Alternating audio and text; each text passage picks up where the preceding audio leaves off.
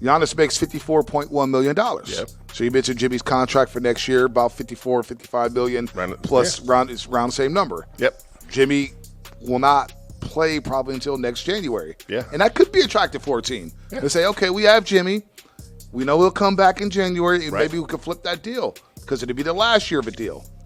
I also have, you mentioned Kuminga. Yes. And the other domino here is Draymond Green. Right. Obviously, Kuminga's making his $24-25, and Draymond Green rounds at $25, and he has a player option. Mm-hmm. So what's more attractive to the Bucks? I agree with you, the picks. And Dalton Johnson said it last week. You said it before, and I'm with you guys. Steph Curry's don't grow on trees. No. You've got him for a couple more years. I personally, my philosophy of always in sports, the hell with the prospects. Give me the proven commodity. Absolutely. We know Giannis is a proven commodity. Yeah, although he's dealing with a calf strain, he's out 4 to 6 weeks. Yep. Maybe that gets expedited if he gets traded.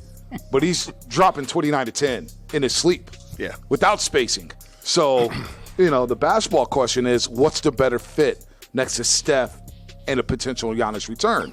Who fits alongside of him? And talking to people this morning, again, Wednesday morning, and one person said the Warriors positionally would rather move Draymond because Draymond, it's a 4-4-4. Draymond for Giannis play the same position. If it's Draymond and Giannis on the same team, then spacing could be an issue. So that's why the Butler thing would come into play because Jimmy's a 3. Now, what would Milwaukee want besides the picks? Would they want a package with Draymond and JK? Or would they want Butler's expiring contract next season? And there's also multiple teams making offers. But whoever gets Giannis is probably going to have to overpay. Again, if you're going to move Draymond and JK and draft picks, is that overpaying?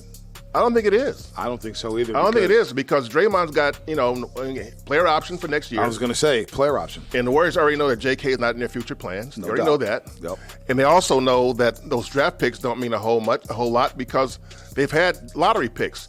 And the only one that's standing is Moses. This is where, if you're Mike Dunleavy and Joe Lacob, you have to think 2 steps ahead. It can't just stop with Giannis. This is where you still have that Jimmy Butler contract. Mm-hmm. If it's Draymond and JK. If it's Draymond and JK. Yeah. Let's for the sake of this argument, if it's Draymond and JK, you still have Jimmy Butler's contract. Mm-hmm. And that's where you go search for another team. The Brooklyn Nets may come into play. They're looking to sell Michael Porter Jr. Now, you got to get some other assets because Jimmy makes a lot of money. Mm-hmm. But maybe you call Brooklyn and say, hey, look, man, he's not coming back to January. Mm-hmm. You're not trying to win games anyway. That's the source I heard from Brooklyn. They said, right now we're winning too many games. Yeah. They don't want to win. So maybe you call Brooklyn about Michael Porter Jr. with Jimmy Butler's contract. Maybe you call New Orleans about Trey Burford III with Jimmy Butler's contract. Just getting Giannis to me is not enough to contend in the Western Conference. As great as Steph has been this season, as good as Giannis is, what does it look around him? You're going to need some shooting. You're going to need another player or two. But let's flip it. Let's just say you trade the picks in Jimmy Butler for Giannis. You still have Draymond and you still have JK. And we know they want to move JK. Yes. Draymond and JK, New Orleans, Brooklyn. I still think if you're going to make a move like this, you got to make a move.